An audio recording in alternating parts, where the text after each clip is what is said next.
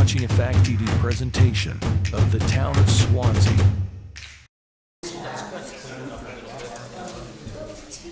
All right, it being 6 o'clock, I'll call to order the April 25th meeting of the Swansea Planning Board here at Wickham Hall, beginning with the roll call. Scott Self, that's me, I'm here. Richard Lane. Here. Mark Scalera. Here. Brandon Self. Here. Michael York. Here. Victoria Ames. Here. Selectman's Rep Charles Harbeck. Here. Alternate Steve Malone. Alternate Michael Scungio. Here. And we don't have any other alternates at this point. Okay, so the agenda this evening is we have under applications and public hearings, we have Planning Board number 24-006, the boundary line adjustment application. Fieldstone Land Consultants PLLC has submitted a boundary line adjustment application on behalf of the Nikiforakis family to adjust the lot sizes of 6 lots. The subject properties are shown in tax map 108, lots 20, 25, 26, 29, 30, and 31. The properties are in the business and residential district. Item B would be Planning Board number 24-007. This is a subdivision application. Fieldstone Land Consultants PLLC has submitted a minor subdivision application on behalf of the Nikiforakis family for the property located along West Swanzey Road and shown at tax map 108, lot 20. The subject property is in the business district, approximately 5.1 acres in size, and includes a former Nick's restaurant building. This proposal would subdivide lot 20 into 2 separate parcels. Lot 20 would be a 1.7 acre parcel encompassing the area immediately surrounding Nick's restaurant, and proposal lot 20-1 would include a 4.8 acre parcel south of the restaurant. Under discussions and other business, we have Mount Caesar, discussion about Mount Caesar School addition, and we have discussions on non-public sessions, and that will be, Beverly will be giving us some pointers on that. And we have a alternate to decide whether we're going to vote Jane Johnson in as an alternate. All right, getting back to the top there, do we need a regional impact vote that says that nothing on tonight's agenda? I'll move that there's nothing on tonight's agenda. Okay, motion by Michael York that nothing on tonight's agenda requires us to notify the surrounding towns. That's second by Mark Scalera. Is there any further discussion? All those in favor indicate by saying aye. Aye. All those opposed? Okay, now we have the minutes. Let's see here. Of our last meeting, which was April 11th, wasn't it? So, April 11th minutes. And do we have a motion to approve the April 11th minutes? So moved. Motion by Richard Lane to approve the minutes. Is there a second? I'll second. Second by Brandon Self. Is there any further discussion for additions or deletions? On page 3, there's a single line paragraph, and what I asked at that point was whether the rendering of the building was accurate. And I'd like to have that on the record that he did say that. Can I have this? Sure. That's fine. I'll be glad to do that. And what's that paragraph down there? It's like four paragraphs down. It's a single sentence. Oh, I see. Okay. Ames asked about whether, I would like to say, Ames asked about whether the rendering of the new building was accurate. Okay. Okay. Yeah. So that'll go into our record. Okay, anything else? Anybody else? Then all those in favor, indicate by saying aye. Aye. All those opposed? It's yours for me to keep. And they're approved. Okay, moving on, our first item up is the boundary line adjustment. And again, that's the boundary line adjustment Fieldstone Land Consultants. See they're up there with their easel. And that's going to affect tax map 108, lots 20, 25, 26, 29, 30, and 31. And I suggest everybody get their maps together because there are a lot of moving parts on this one here. And so I will open the public hearing and you may make your presentation. And what was your name for the Good evening. John Noonan with Fieldstone Land Consultants.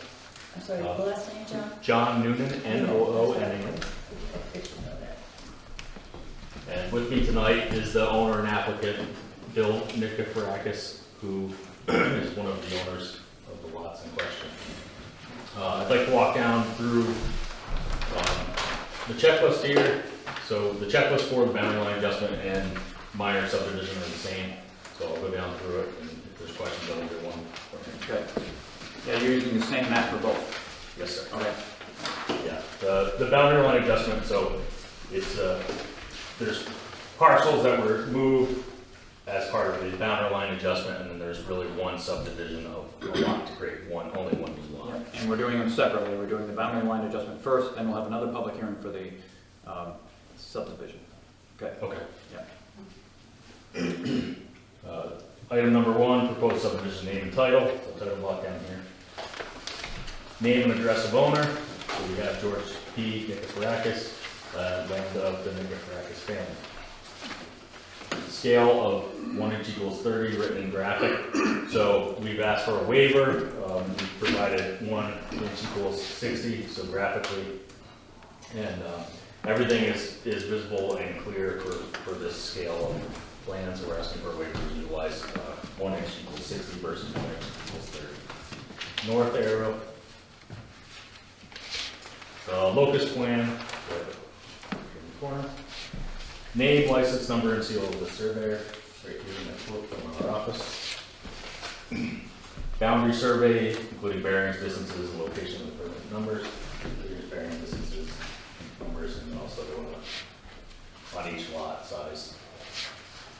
Location and profiles and elevations of existing water mains, sewage, culverts, drains, proposed connections, alternative needs of providing water supply and disposal of sewage and surface drainage.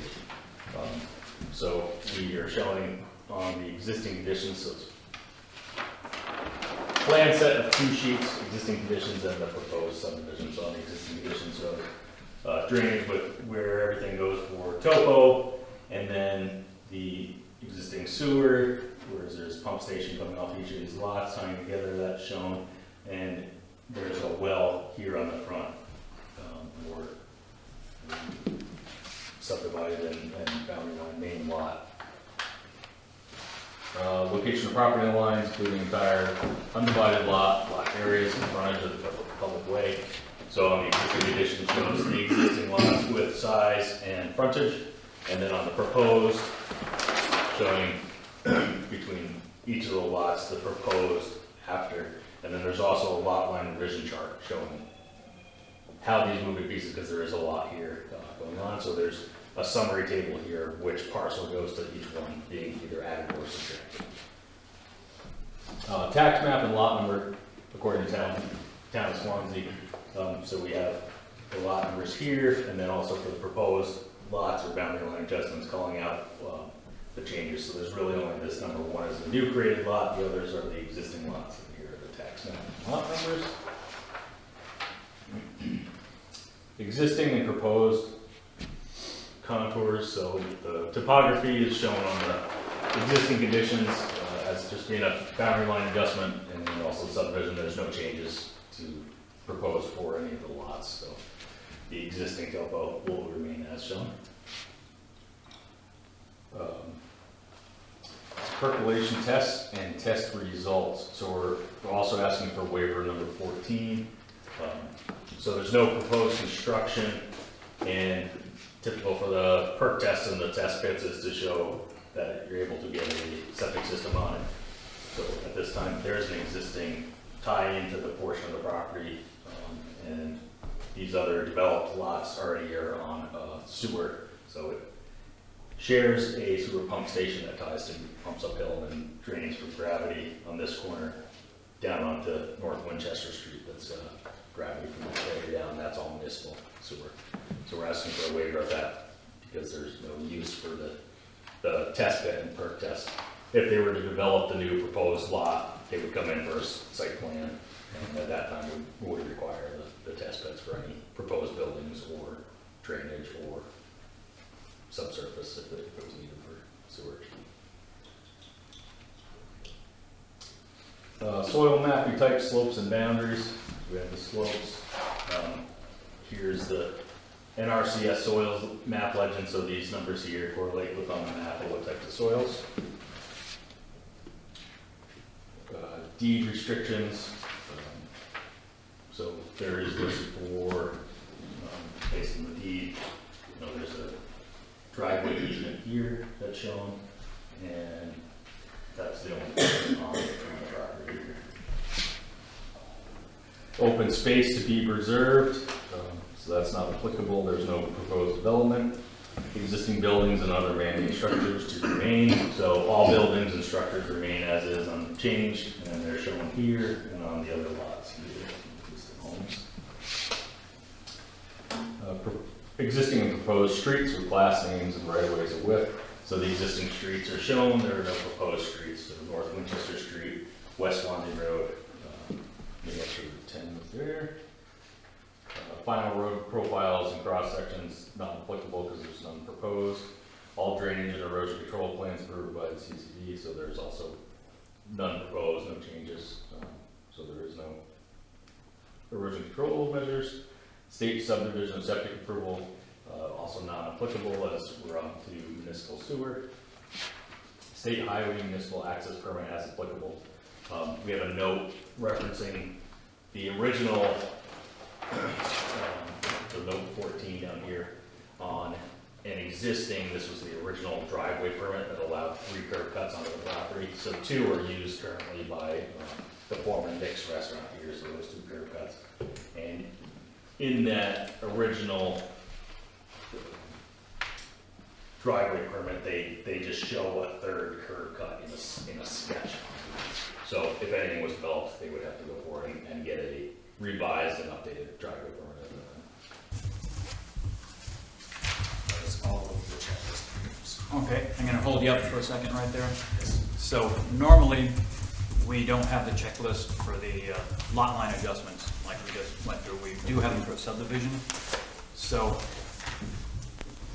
we're gonna wait, I think we can wait on the waivers until we get to the subdivision part of it, because we don't really need the waivers for the lot line adjustment. So we know we have a complete application, which we will vote on. We already have the public hearing open for the lot line adjustment, so we'll leave it open for that. And we'll just continue with the lot line adjustment part of it there. Then we'll vote for the completed application on the next one, the next hearing comes up, and the waivers on that. Is that all right? Okay. Yep. Continue with the lot line. So we have 2 sheets that we've submitted for both lot line adjustment and subdivision. So as part of this, there's 6 existing lots, 6 lots. The boundary line adjustment would be breaking out parcels A, B, C, D, and E. The existing condition, these are the existing lots here. So we've correlated with this outline for tonight is the colors that are outlined in pink would match the proposed outline full boundary of the pink. So that lot has this parcel E added here. That contains the existing foundation that was built, and that would utilize an existing driveway easement here off of the north entrance off of the driveway that goes to the restaurant, or the former restaurant. So that remains, this parcel gets larger. The next one down this green parcel here, there's a small skinny piece in the back that would be added. So this parcel D is added to this green lot. As such, it's where the grade drops off, and it's the backyard of that lot. So that's why that small skinny piece was added to that. Similar to the next, this yellow outline piece, there's also a small boundary line adjustment there. So this line that was defined is basically following the top of that bank. So behind the restaurant comes back, and then the bank is ramped up. So these pieces that are added are basically small lawn pieces that belong to the homes up above. So that's why those were added. Those are to 29 and 30. Those are to 29 and 30, correct. Moving down towards 26, this portion here was bumped out, adding the parcel in the back and sectioning off this, and then 25 also sectioning off parcel A. So these parcels here end up getting added to the subdivided lot.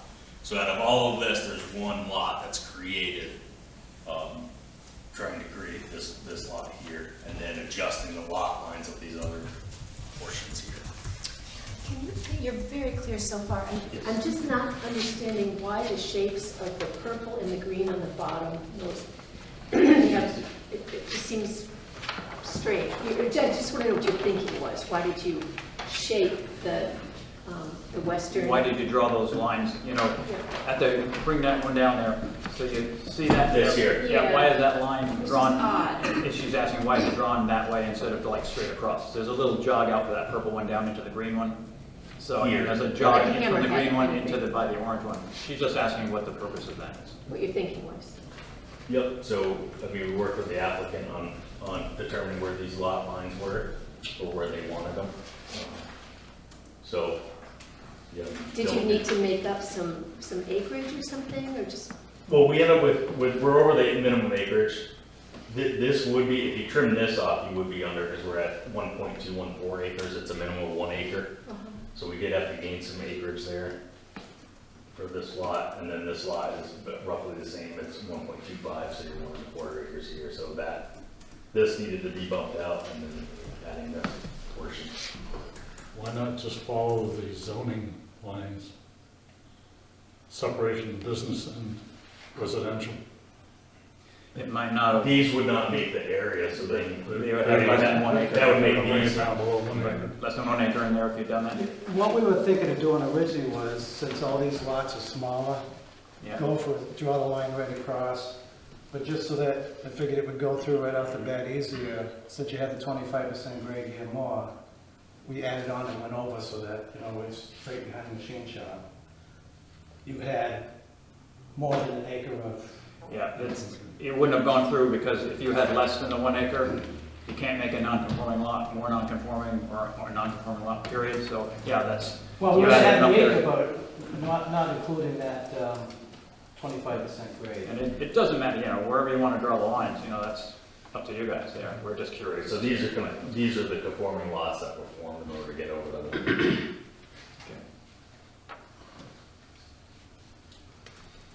Yeah, if we follow this zone line, to answer that question, it would make this lot being 1 acre.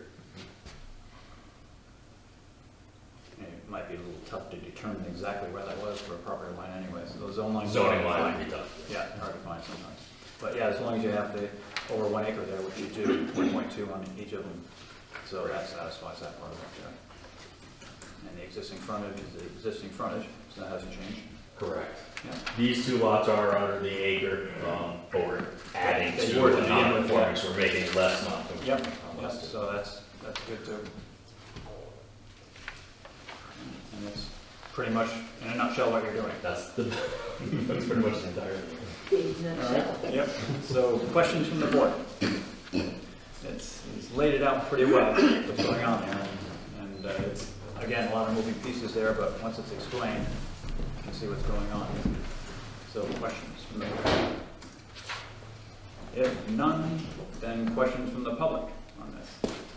No questions on that either, okay? So if there are no questions for the applicant, everyone gets it, then I will close the public hearing. All right, public hearing is closed. Again, we can deliberate, and we know what they're doing, know what they're trying to achieve, and we've got the subdivision coming up right after this regarding this. So if there are no issues with it, then a motion to approve the lot line adjustment would be in order. So moved. I'll second. Motion by Victoria to approve the lot line adjustment, seconded by Brandon. Is there any further discussion? And all those in favor indicate by saying aye. Aye. Those opposed? Okay. Now, next up is the subdivision. So he's already gone through the completed application checklist for the subdivisions, and they're looking for a couple of waivers on there. And the waivers are the scale, which is obvious, the larger, with our scale, that piece of paper would have been twice as big as that. And also, what was the other one here? I know I have it written down or something. The soils, perk tests and Oh, your test perk pits. test, yeah, perk test. So we're on municipal sewer.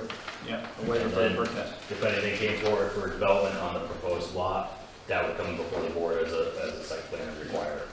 There's a lot of land there, you know, it's good drainage there anyways, for the septic system, but right, the sewer system is on the other side. Yes, I could highlight if you want to highlighter, so there's, And it does show a line, right, on your existing conditions, it shows a line, I think, Yes. coming from that new proposed lot of yours. over to the existing anyway. Yeah. Is that right, Bill? On the sewer? Yeah. Yeah. That extends out into there, or would, or could extend out into there, Goes into that right pump to- station. Goes right to the pump station. This is the pump station here. Yep, There's a line from that foundation, there's a line from the restaurant. There's a line with cleanouts all through the area that and that It's could being serve that lot subdivided. fine, yeah, that could serve that lot. the line then comes up here, cleanouts. The southern portion, manhole. And then a Y connection to the sewer here, and these houses also tied to the back here.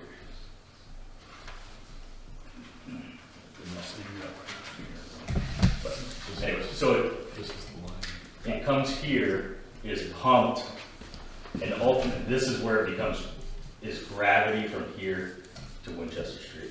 There's a manhole here that it pumps into, and then it gravity feeds, so this is all the existing sewer that's out there. So there is already a service to this area of the property that's capped and has cleanouts every 80 feet down this area. And the other houses are. So that seems to be good for the perk test anyway, because they've already got that line that they could use. They could go either way. They could put a septic system if they want to do it with a perk test, or go with that line there. So they're looking for a waiver for that and a waiver for the scale.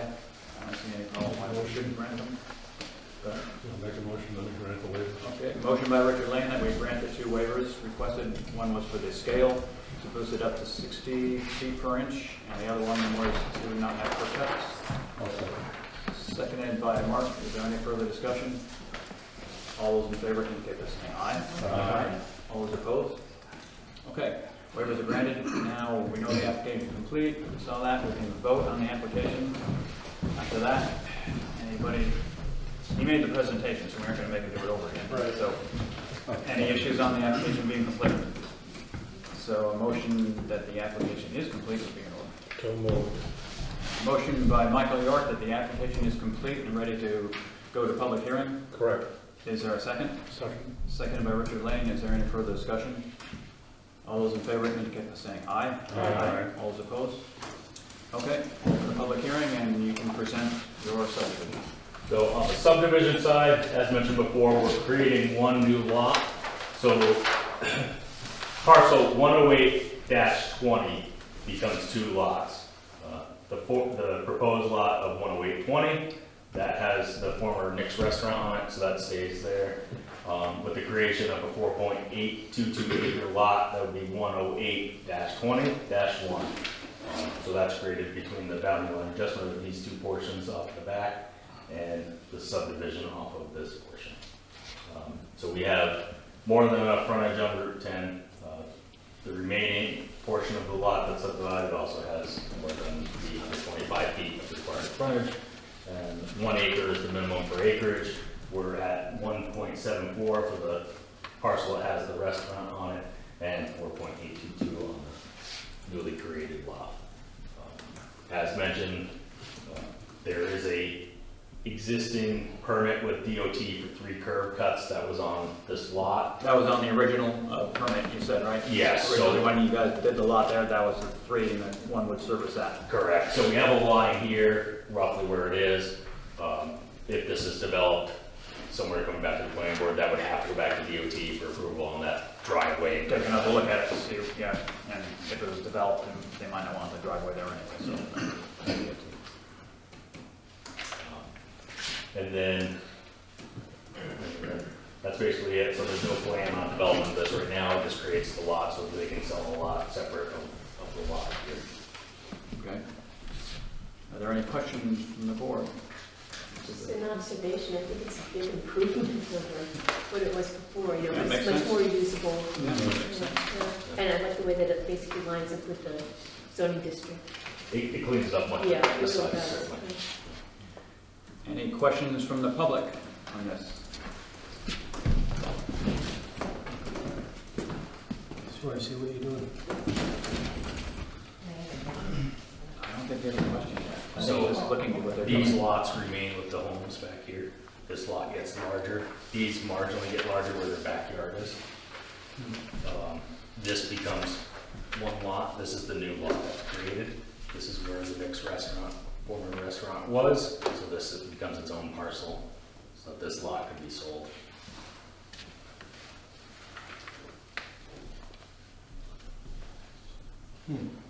So all of these remain in the Nikiforakis family. All of these.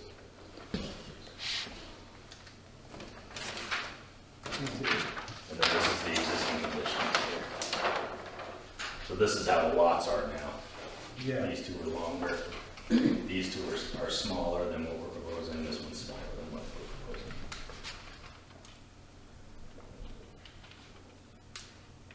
So where's California Street on this? It would be down here. That's where I am. Yep, just off of this page. So that's all I need to know. Anyone else have any questions on this? And no more from the board? And then they say what the lines were. Then I will close the public hearing. Public hearing is closed. And again, another straightforward proposal, dividing that large lot into two. It's more presentable for development.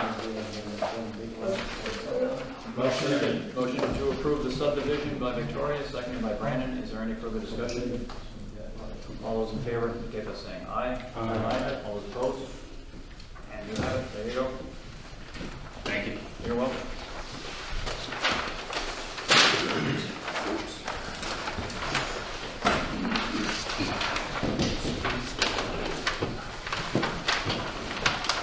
Next up would be the Mount Caesar School Edition. That's a discussion item. We're discussing it. The architect is here and present a little bit. Give him a chance to set up here with the school. Sure. Yeah, I just wanted to let you know I'm Janelle Moore and I'm the business administrator for the school district. I did bring with me Andrew Day. He's our owner's project manager. Janelle Morin. Janelle Moore. Janelle Morin. Okay, thank you. And I brought with me Andrew Day. He's our owner's project manager. And Kyle Barker from Barker Architects, architect for our project. And he'll be presenting, but we all wanted to be here to support and answer questions that you might have. I'm guessing. Barker. Barker, B-A-R-K-E-R-T. You're welcome.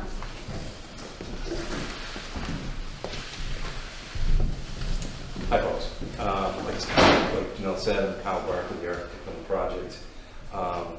Because it's a courtesy review by the planning board, I hope it's okay if we're a little bit less formal as the last application.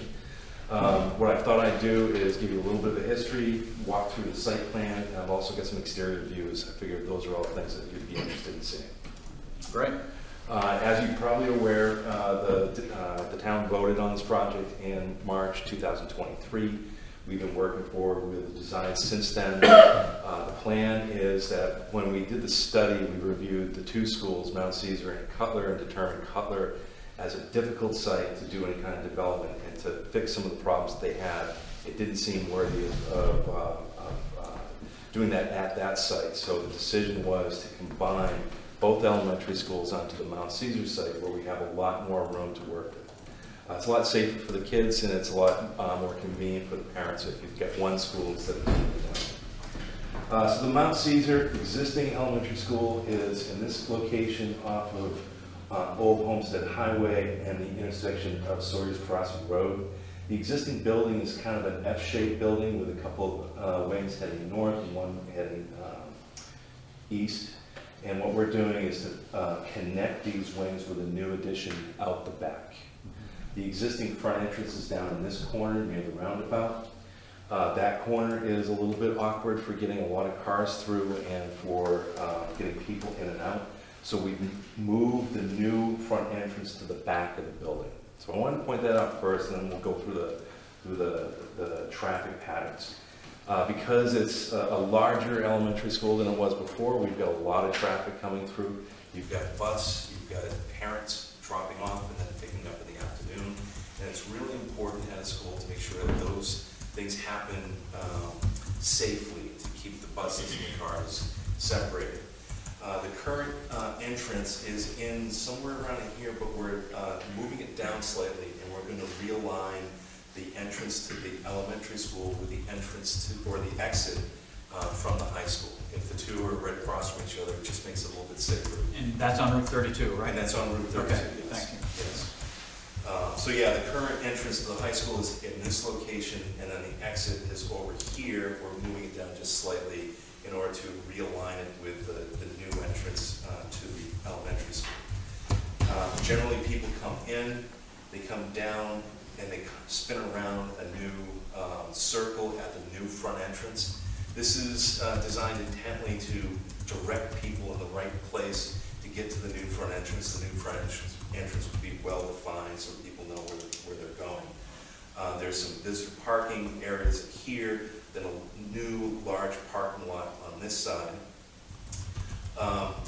For teachers parking, this would be more for visitors with some teacher parking.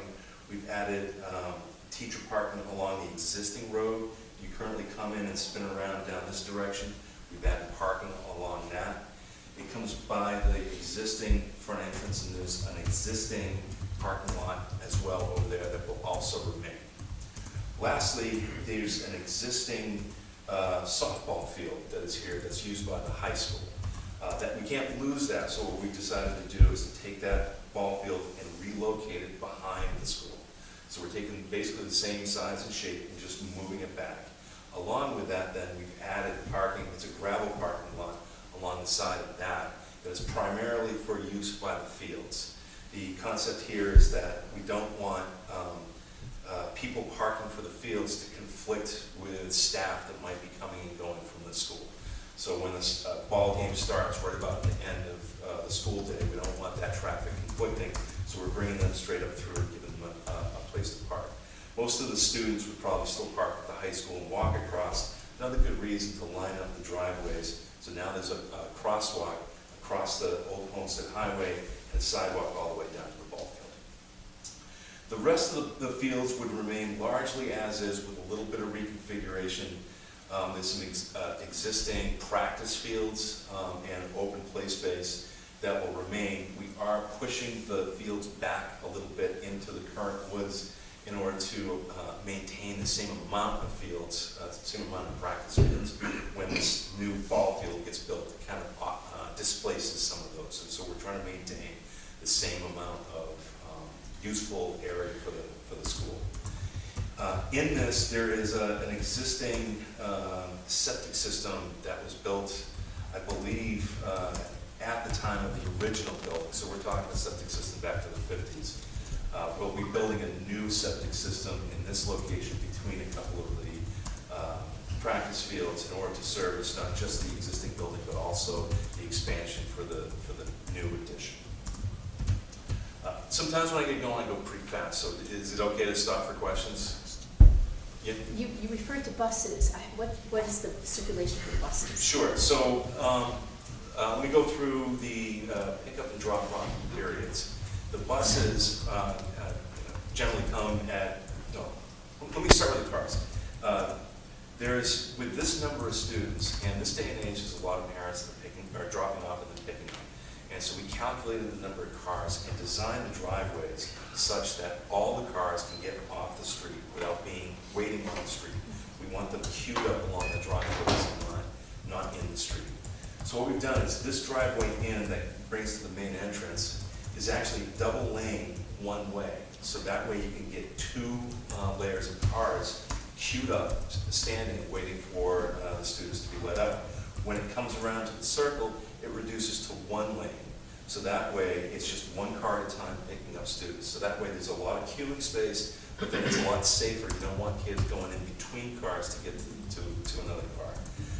That wasn't enough queuing space. So what we decided to do is to take this driveway and also widen it into a double lane access and have the existing main entrance being a pickup and drop-off zone as well. So that way, basically, they'll probably divide it up by name. So that way, if there's two students from the same family but in different grades, they can be picked up in the same location. So you'll have some students being picked up here, some students being picked up here. That way, again, the whole point was to try to get all the cars off the highway. Yeah. So how do they exit from that new entrance?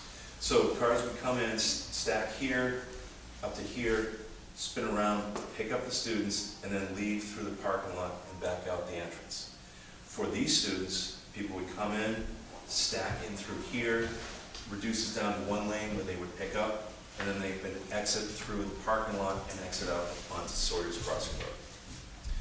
Buses would come in Sawyer's Crossing Road and come through this driveway in the back, which would be buses only, and stack along here behind the cafeteria. They would then spin around this loop and head back out Sawyer's Crossing Road. So there's no conflict between the cars and the buses. They're completely separate locations for pickup and drop off. The only area might be as buses are leaving, there might also be cars leaving, but keep in mind, cars are standing here, and there's only one car at a time picking up. It's not a constant flow. And that the buses are generally, when they're picking up in the afternoon, are already waiting. So they're already in here before the cars start showing up. Cars are waiting here, buses are waiting here. Once the students are loaded, they can leave pretty easily, and they can leave pretty easily as well. One of the concerns that we had was we didn't want this pickup and drop off to interfere with the parking, because if you've got cars standing in the parking lot, then the cars can't leave. So we stopped them here to allow teachers to be able to leave, and then only let them go one at a time. So the parking lots, even though there's exiting through the parking lots, the standing cars that we create that blockage are completely isolated from the parking, with the exception of this area, which is mostly overflow parking anyways. So the ball field parking is really not accessible while those cars are queued up. Would that be true? No, it wouldn't be accessible until that frees up. But think about the amount of time that those cars are there. Cars will start to park waiting as much as, 20 or 30 minutes ahead of time. But once the school lets out, it'll start to flow pretty fast. And then to exit from the ball field parking, you kind of come down You and, know, turn around and come back straight up. but that's one way going in, right? During pickup and drop off. Okay. Is that enough bus parking over there? What is there, only 5 buses, or is that 6? There's 5 buses plus some extra space around it. And there's currently how many buses? Would you know? I believe that's what we calculated was 5. Yeah. For both schools? Yep. Like from Mount Caesar now and Cutler? All of the students ride the same buses. What they do now is they drop off at Mount Caesar and then they go to Cutler. Some buses do it that way, and then some buses drop off at Cutler first and then drop off at Mount Caesar, because you could have So you have kids to from the combine same kids. families Yeah, because gotcha. of the grade spans. It would just be too much to have separate buses for each school. Yeah. So there's no additional buses, same buses that we have. I see. Does that answer all the questions on the parking? Other things on the site? I do have a question about the communication between those 2 traffic circles. Sure. Through here. Yeah, Emergency only. okay. Is there going to be, what's going to be there to restrict traffic flow from moving through there? Curbs. Okay, So that way, basically, I wanted to make sure that there was full access for fire vehicles all the way around the building. So it'll be a small paved area here, but the fire apparatus would have to jump the curb to do that. Not a big deal for a fire truck. Yep. But it would keep the cars from going across. So about the bus parking area, so that the buses are only there at the beginning of the day, at the end of the day. During the day, this is open. The cafeteria is in this location. The playground is this boxed area here, which would be fully fenced in. The existing pavilion that you see out there is right at the end of this wing inside that playground fenced in area. Students would have access to that bus loop during the day for a hardscape play area. So we'll have a couple of basketball backstops and allow them to use that. And then it connects into the fenced in playground area. And then that connects into the open ball field area if they're playing soccer during the recess or whatnot. The entire property would also be fenced in. So once a student's in there, it's secure. It keeps the students from leaving the ball field, but it also limits the amount of unauthorized people coming onto the site. There are incidences of people walking their dog during the day through the ball fields, and at a school in this day and age with all the worries about active shooters and whatnot, that's not a good thing. So we're trying to restrict the amount of unauthorized access and also restrict the amount of opportunities for kids to be able to leave the site. What's that, can you describe the fence, like how tall would it be? It'd be pretty tall, right? We decided 6 foot or 4 foot. I guess it doesn't matter, because it'll stop the dog walk, anything can stop the dog walk. Exactly. I believe the existing fence that's there is 4 foot. Yeah. And I believe we are matching that, but I'm Yeah. not Love to 100% check. certain. And we did get funding for that through the SAFE grant that I think maybe you're aware of. I think that would be improved. The one thing this does do, besides the site that's exterior, is that again, the shape of the building is such that we're connecting into this end wing, then around, then to the middle wing, and then to the wing that's parallel with Swords Crossing Road, leaving 2 open courtyards in the middle. At first, we were concerned about this because it means a maintenance issue, but we've worked hard on making sure that there's plenty of drainage, that the area would be landscaped such that it would be easy to maintain. But the opportunity here is to have an outside classroom space within the secure perimeter of the building. During COVID years, we learned that outdoor space is a very valuable space, and thought this is an opportunity to accentuate that in the future. Does that make sense? What's the substrate going to be in those areas? The substrate? Yeah. Good question. I'm doing a courtyard for another school right now. What we did is half grass and half stone dust with some drainage in the middle, and that way, basically, the walking paths and whatnot don't cause it to get muddy and that kind of stuff. But the grassed areas will simply be flowing grass. And then how are you handling the evacuation of that water that's in there? Do you just have like a retention pond, or? Yeah, we've got several catch basins that take it out and put it into the drainage system. If you want me to highlight the drainage system, what we've got going here is that essentially, if I can follow this properly, we've got 2 areas of treatment. There's a detention pond over in this location, close to the Old Homestead Highway, that basically drains the front and this area of the parking lot. And then there's another one, it's not a detention pond, it's more of a grassy swale in the back that handles the drainage from the northern side of the building. It catches it along underground, right from this point here, up to this riprap, and then through this direction, heading towards the river.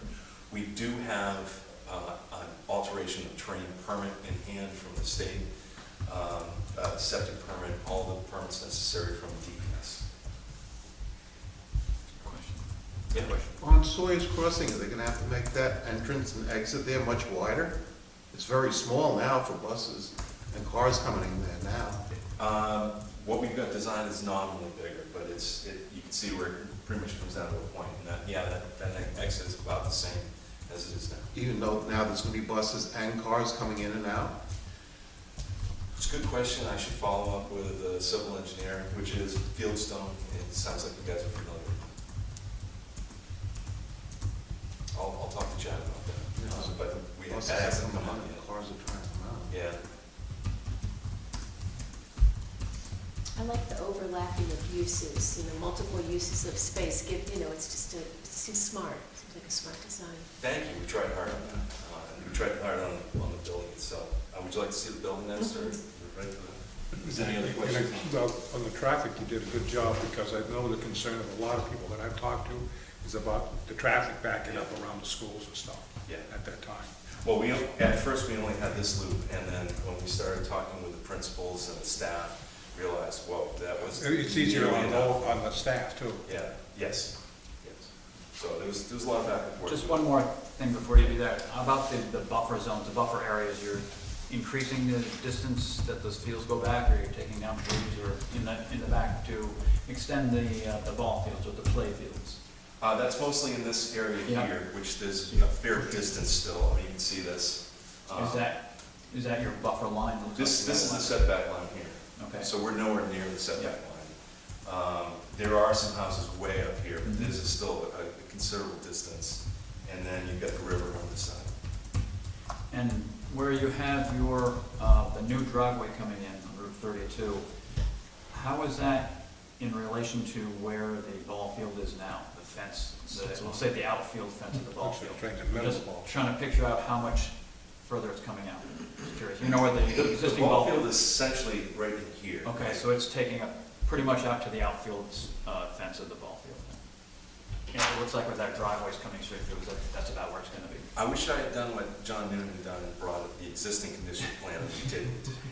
So I can't fully answer that question. It looks like it might be then, I guess. Yeah, right now, I don't believe that the high school exit and the school entrance line up. They're offset. And so what happens is the crosswalk isn't where the driveways are. So we're moving both of them in order to get the crosswalk to go straight across. Moving both of them, the high school one as well? Yes, the high school one is right here right now. Yeah. It's only moving about, 40 or 50 feet. Whereas the current school one, I believe, is here, so way over. And that's moving a distance down. And the new addition is the dark part that we see on there? This part here. Okay. And is there any room for future expansion there, or any ideas on future expansion? The design is such that there's expansion within the current footprint. We did a pretty exhaustive study on enrollment projections. We talked a lot about the developments that have been happening, and so we set the number of classrooms based on future development. But there could be some additions to this, but it's not necessarily permanent. We feel it's big enough to handle what we see in the future. What the enrollment projection shown is that as the baby boom generation ages, and you've got their children, roughly the millennials, they're having fewer and fewer kids. So the bumps, the bubbles that we see coming through are kind of like ripples in a pond, where you got a big one, then a little one, then a smaller one. We don't feel that, even with the development that's going on, that the children being born are really going to exceed what we've designed into this for extra capacity. How far out did you go with those projections? Where do we go with that? What's difficult with enrollment projections is you're accurate for the data that you have, which is only 5 years, because you go from birth to the first grade. After that, it gets a lot easier. So basically, when the current births through 12th grade, we've got 12 years of good data to work from. After that, it's kind of a guess. So we did go out like 20 years, but I don't take anything past 12 as being anything really accurate. Who knows? There could be another World War II or III or whatever. That would change the birth rates a lot. One of the questions, the existing play area Yep. that families come to, et cetera, is that going to be in that fenced-in area, or? Yes. Okay, So that's what that is. the existing playground equipment we're assessing for being able to reuse, but we're planning on essentially all new playground equipment. And there's 2 playground areas. This one, which the existing is over here, it kind of meanders through where those trees are. It'll be a little safer and more secure. It's a pretty robust equipment that is what we're looking into. There'll also be a second playground for the smaller kids. So preschool and kindergarten would use this play area, but we designed for the smaller kids. Everyone else would use the bigger playground. And that would be enclosed also? Yes, it'll be fenced in. Just one comment, Yeah. if you have equipment that you might be getting rid of, you might want to consult with the recreation department, see if they have any for it. It's a great idea. They have some ideas of things they're doing. So. I actually do have a question for Mr. Barker regarding your phasing, with demolition and the site work. How you plan on working around, school schedules and extracurricular schedules, things like that, what that's going to look like? Yeah, this is a full year project, so we'll definitely be working during the school year. So the plan is that as soon as school lets out in June, it's Hutter Construction is the construction manager that's going to be running this. They're going to mobilize and secure the site. Their entrance is going to be on this side, and they'll fence off their laydown area from the rest of the school. We're gonna get the playground built such that they can access that, but we'll be able to basically use this area for their setup, and that way they can build the school from this side and keep all the school traffic on that side. Now, you speaking this June? This June. And There's so some questions out in the neighborhood when they're gonna start. they're gonna start soon. It'll start in June, just sort of rough ideas. We'll have foundations going in by September, superstructure going up through the fall, hopefully start getting it closed in January, February, with it to be, ready for occupancy by the following September.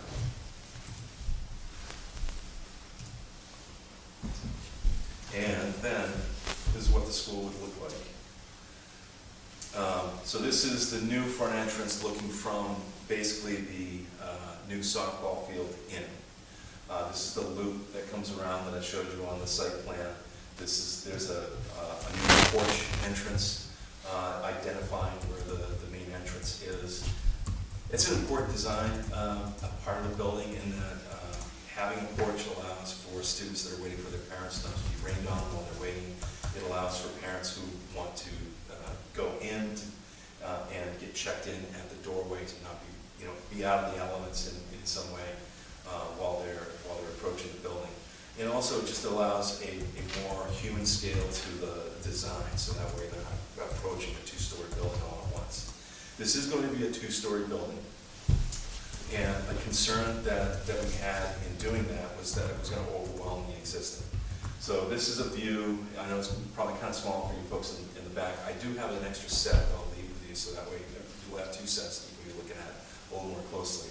The existing front entrance is a small one-story with a porch in the front, and then you've got the old chimney on the side. This is the existing multi-purpose room.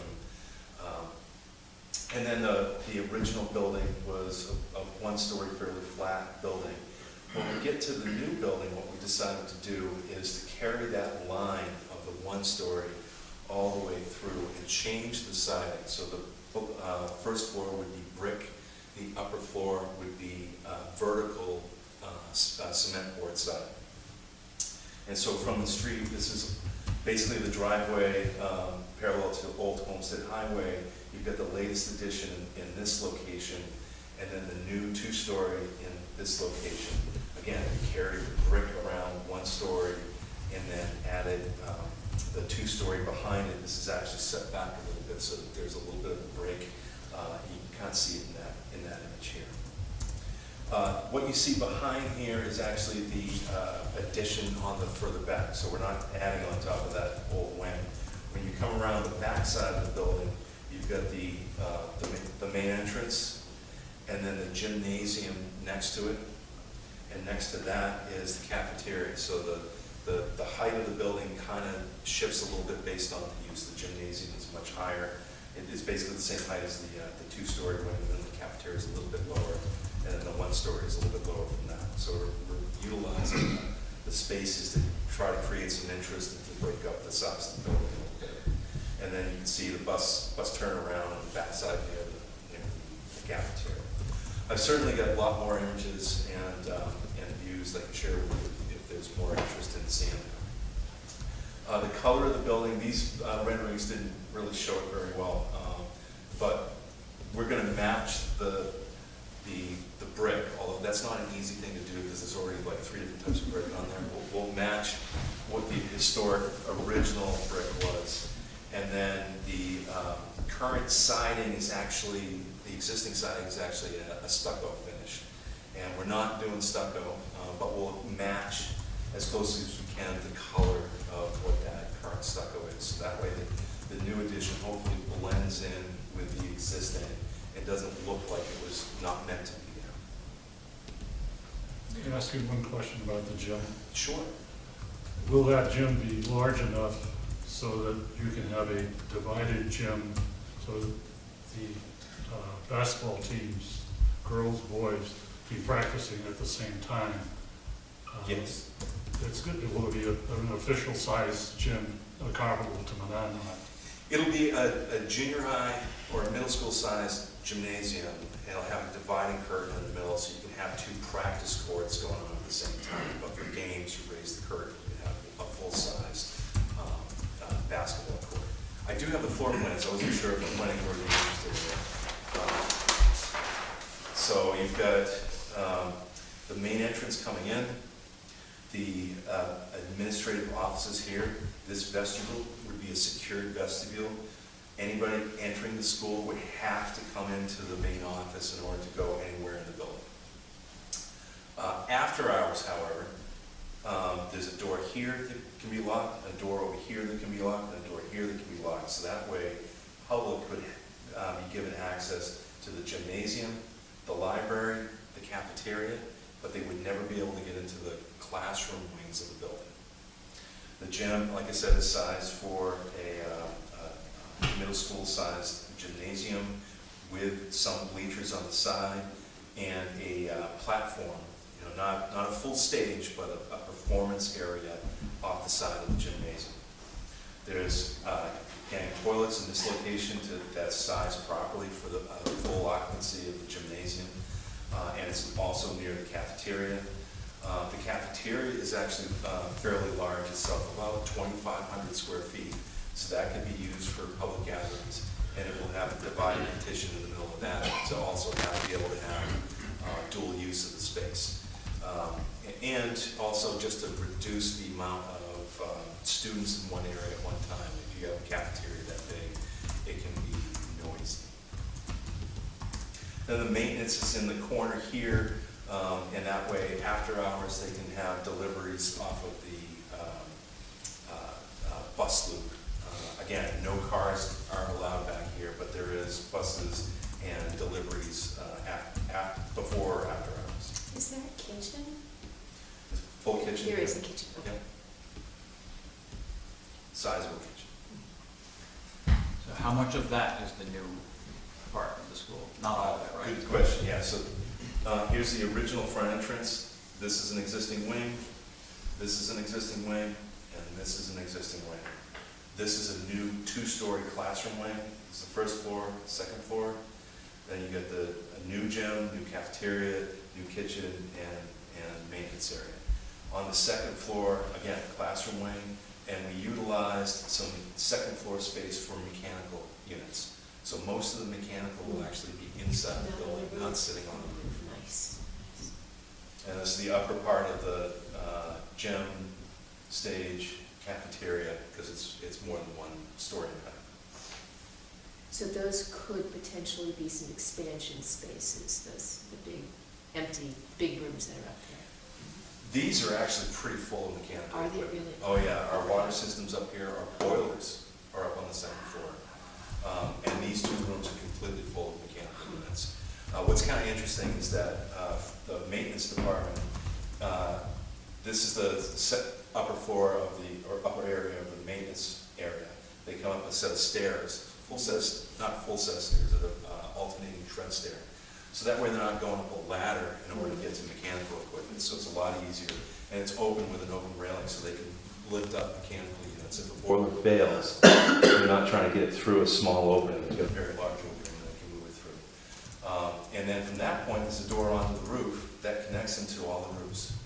So no climbing of ladders in order to get to mechanical equipment or to check on roof drains or anything like that. I joke that the janitors are going to come up here and come down into this room and scare people.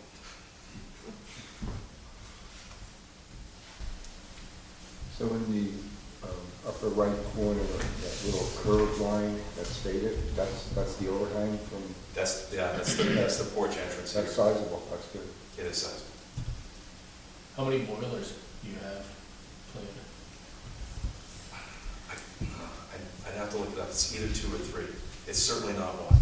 All in that same room or Yeah. placed? Yeah, in this day and age, the boilers, the condensing boilers are so small. They're just like that size. And so I believe there's 3. And that way, if basically you run it at a low temperature and it's more efficient that way, it's more condensing. And it kicks on boilers as the demand increases. But it gives you the opportunity that if one fails, you've still got 2 running that can alternate. Oh, I didn't mention we will be drilling a new well. Just because the existing, this site seems to have you never know what you're going to get type of situation with the water. So there's a couple of wells on the site. One produces a lot of water, one produces very little. And then it's shared with the high school. And the high school has some very large tanks. So we're planning on drilling a new well with new tanks at Mount Caesar, but keeping that connection between Mount Caesar and the high school. So that way, if something were to happen at the high school, we can reverse the valves and send water that direction. Currently, most of the water comes from the high school to Mount Caesar. Are you meeting any lead controls or energy star controls or anything like that? I mean, I know it doesn't pertain to this, just plan notification. Yep, no, but I sent it to the Resilient Buildings Group, they're an energy audit company, and they did an energy model on it, and the result was a 21.4 EUI. Anything below 25 is considered net zero ready. So it's a very, very high performing building. Actually, the existing building was renovated, I don't know, 10 years ago, and I've done the analysis on the energy usage, and this is one of, if not the best performing buildings in the district already. With the addition, it'll be even much more energy efficient. Heated by oil? Propane. Doing anything with gray water or? No. No, okay. It's a school district, this budget, it's tough to do some of those. I would like to. I'm lead accredited professional, and so I try to incorporate energy efficiency wherever I can. But when it comes to cost and public money, it's very difficult to do anything that's more advanced. Very interesting. Anybody else? Thank you so much. Oh, thank you. Questions? Yeah. Thank you very much. Again, I'll leave these prints with you if you want, and I'll get a second set to leave. Thank you. Any questions, just contact me, contact Janelle, and we'll be back. Looks like it's going to be quite the project. It will be a little bit tough. I bet you're working on it during that school year. There's going to be a little bit of discomfort for the educational process during that time, but we're prepared for it. They've gone through a lot of discomfort in their existing buildings so far, particularly cover. That's there's some issues there that needs to be addressed, and this is one. You said that there was severe site issues at Cutler. I'm curious what those are. The property line is only feet away from the building, and so if you're trying to do something to correct it, what's going on in the building, there's just no space to do it. Literally, I think it's, I've got a picture that I like to show people that on the left-hand side, there's a paved driveway, and it says fire lane, but it's only about 10 feet wide, and any fire lane needs to be 18 feet, and it needs to be like 18 feet off the building. It's short by like 20 or 30 feet. It's signed as a fire lane, but it doesn't work that way. No fire truck would go down there and stay. And so it's just little things like that. I mean, it's not even a little thing, but there's evidence that the buses that come from the backside and exit out the front, it's so close to the property line on one side of the building, on the other, the buses have actually hit the building. That's how close the property line is to the structure. Trying to fix all that is just impossible. And it's a 3-story building in one area. There's two classrooms that are up on the 3rd floor. And it's hard to fix the fire code issues regarding that building. So this is a much better plan in terms of safety and function. Now they have one elementary school for the town. I think it's going to be a benefit for the parents. Yeah, we just have to keep an eye on reuse of color in the future. So I kind of wondered if that was going to come up. I'll leave that to the school district. Sorry, Jim. It'll come up. Yep. Very good.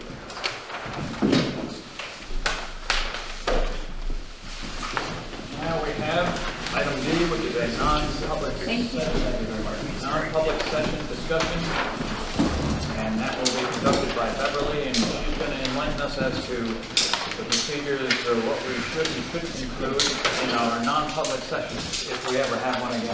The first one I think we've ever had since I've been on the board, so. Yeah, I think so, yeah. Okay, so, You got it, we're just preliminary. This is procedural. well, you have to have in the room all those people who are, well, let me start with what, first of all, the whole business of non-public sessions comes from, the statutory laws comes from the right to know law. You are a public entity, you are beholden to the public, and anything you do really should be open to the public. You have to have a very good reason to shut down your meeting so that the public cannot be present. So the state of New Hampshire has what they call RSAs, which are revised statutory annotations. I don't know why they use that terminology, but they do. Everybody shortens it to RSA. And there are a list of statutory reasons that you may go into non-public session. But it has to be one of those reasons. You can't just say, oh, we need to go in non-public because I don't want anybody to know what I'm saying, or something like that. You can't do that. You have to follow the statutory reasons. If you look at the statutory reasons, most of them do not apply to you. For example, the Board of Selectmen can call a non-public session when they are doing a discussion about compensation of an existing public employee. So that is something that the Board of Selectmen can do because they are considering that person getting more compensation or even less. It also covers the behavior of employees. So if the Selectmen need to discuss that sort of thing, they can go into a special RSA, it's called RSA A, and it's about the compensation or any kind of activity associated with an existing employee. They also have the right to go into non-public session for hiring, which is something you guys wouldn't be doing either. If they're going to hire someone, they're going to make an offer, the selectmen are going to approve that offer, but before it goes actually out to the candidate and the candidate accepts it, it has to be in non-public. Because the candidate may say, no, I don't want that job at that pay rate, or whatever.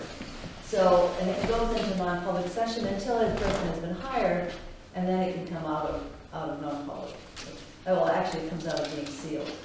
That's another factor. So when you go into non-public, you do not need to seal the minutes. If you don't seal the minutes, that means that non-public session can be open immediately, posted on a website so the public can see it. Okay. If you feel that there's something about those minutes that is injurious to the reputation of someone other than the board, say you and that is one of the RSAs that you may use, which is called references to reputation. Say you need to discuss some element of an application that might negatively impact the reputation of a developer, for example. You may go into non-public to talk about that. You have the right to do that.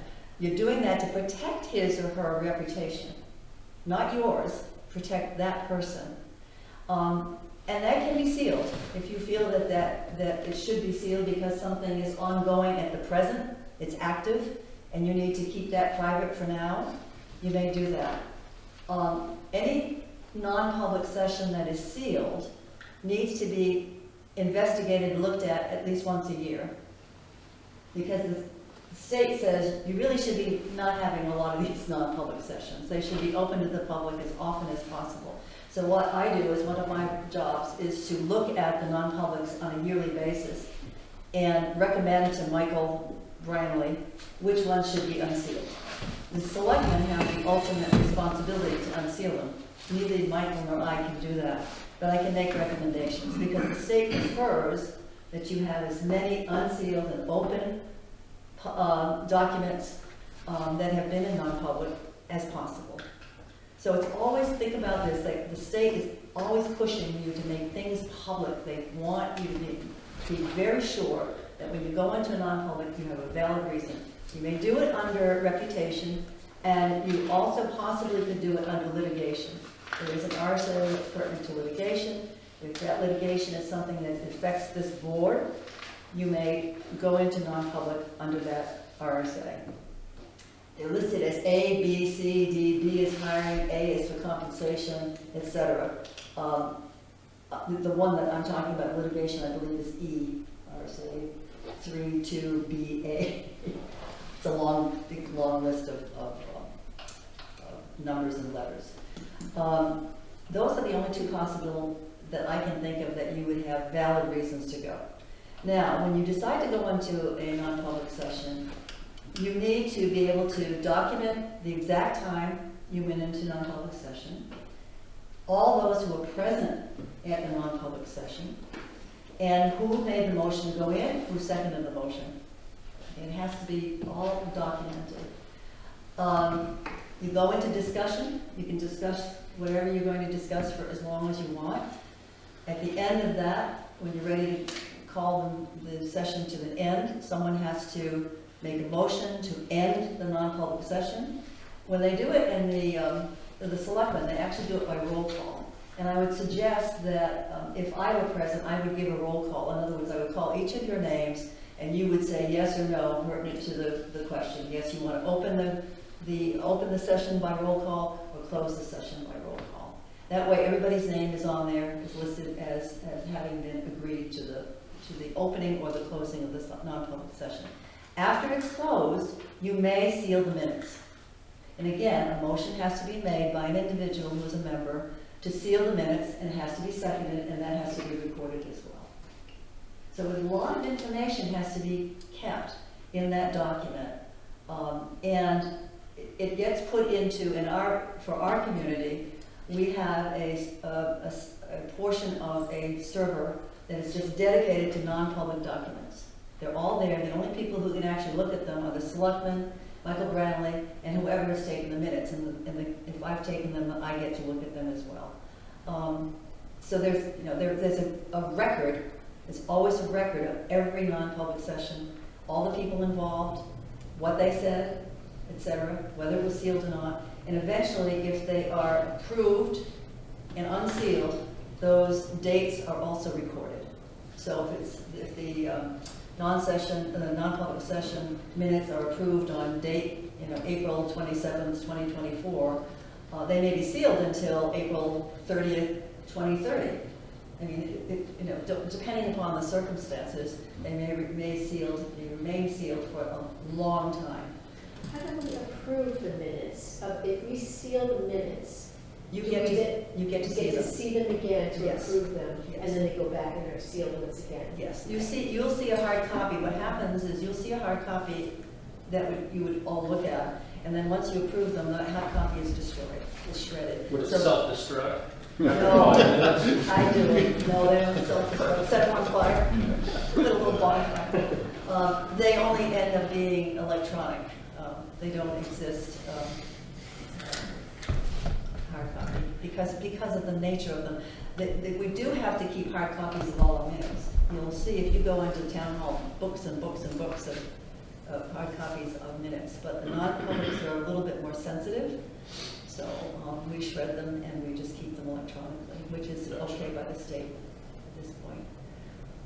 Any questions? I'm just trying to emphasize how careful you have to be before you go into non-public session, right? It should be a rarity, and you should really have a firm idea in your heads as to why you're doing this. As I said, a perfect example might be litigation.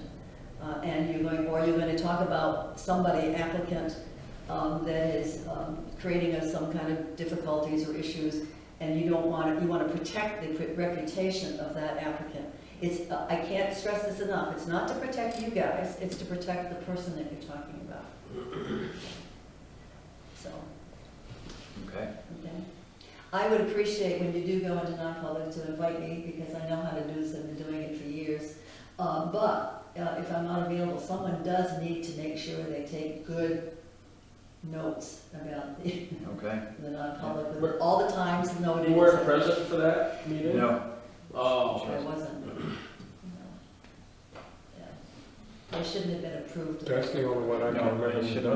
Shouldn't even have had that non-public session, in my opinion. And there wasn't much discussed at that one anyway. It was, well, you know what it was. We had the minutes there, so. Yeah. Okay. Okay. Okay. I would appreciate when you do go into non-public to invite me, because I know how to do this. I've been doing it for years. But if I'm not available, someone does need to make sure they take good notes about the non-public. It doesn't, and there wasn't much discussed at that one anyway. It was, all it was the anyways, I don't know, we may have another one, who knows. Any other non-public session we've had has been with an attorney regarding litigation, and that wasn't part of a meeting, it was just a non-public session of the planning board meeting with the attorneys and selectmen and so on and so forth. We've had those before, but never have we had to go into non-public session at a meeting here, except for that one time. Well, it can arise, and it's Yeah. perfectly acceptable. Oh, so Yeah.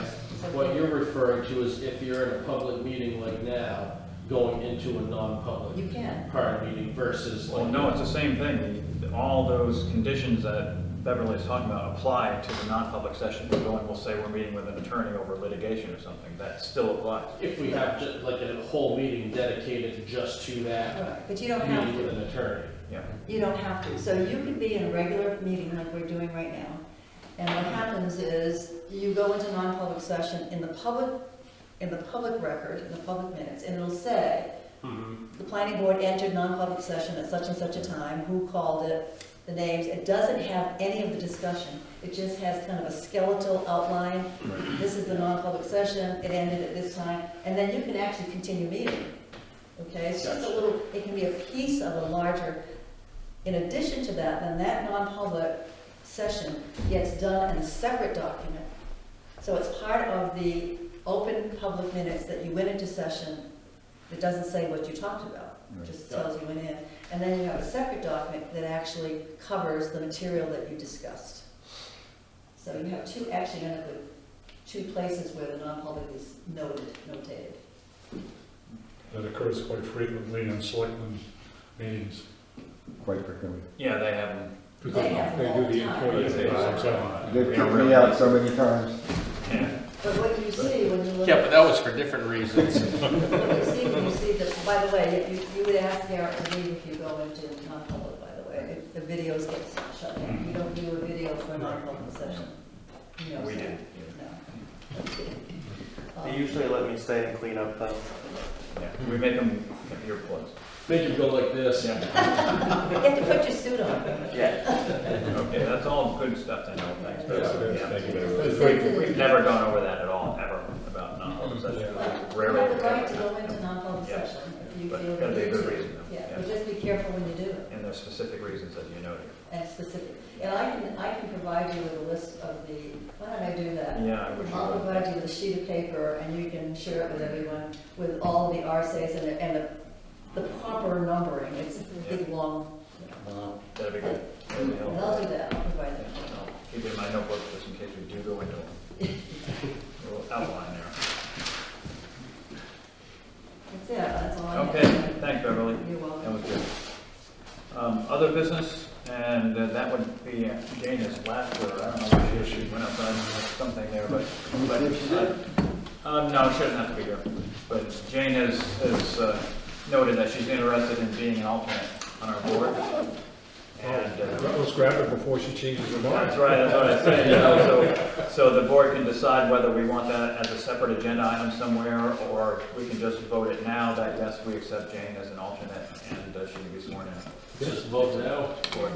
Someone, yeah, needs a motion to nominate Jane Second. as an alternate. Who made the motion? Mark. Oh, who made the motion? Mark made the motion, okay, Yeah. you nominated Jane I did. to be as an alternate, okay, and Brandon seconded. Is there any further discussion? Then all those in favor indicate by saying aye. Aye. All those opposed? Okay, good, we have a third alternate. Let's see, what else do we have? Nothing on my paper, what else do we have with anybody else? For the good of the order, anything else to discuss, bring up? I guess nothing, we have our new selectmen's rep here, and you're gonna be here all the time, I guess, right? I guess, Yeah, these people are just ongoing, so, because they used to, hand it off to every 3 months, I think someone's. Under the RSA, again, they can appoint anybody they want in town to be an official. Yeah, yeah, they can, and Oh, perfect. there we go. So all you have to do is be sworn in. Okay. Who do I go to see about that? Town clerk. Okay. Yeah. Okay. And swear you in, and then, you just sit at the table with the board and you Okay. vote. If you aren't here, we don't replace you with an alternate, but when you are here, you're a regular voting member. And then you can just report back to the selectmen if they have any questions on the phone. Okay, great. Do we know what kind of agenda we're doing? We be like? Have they completed that bus stop over on Ferry Lane yet? I don't know. I don't know if they have or not. No, I haven't seen it there, actually. I was just by there yesterday, and I didn't see it, but I wasn't looking for it. So I'd have to say You know, probably we're no. gonna discuss in the future that issue that's in the paper. That I am unaware of. I am coming to the city. I'm sure it's on everybody's. Coming into the town at a weird time for the, for Right, people who. at this meeting here, there's not really much to discuss about that. No. We aren't gonna discuss it. Absolutely. We'll just find out what's going on. It is a light meeting next week, or it's a couple weeks from now, May 9th, we do not have any public hearing items, so. Okay. Yep. If nothing else, then a motion to adjourn would be in order. I'll make that motion. Motion to adjourn by Brandon, is there a second? Seconded by Richard, is there any further discussion? All those in favor, indicate by saying aye. Aye. All opposed, and we are officially adjourned. Yeah,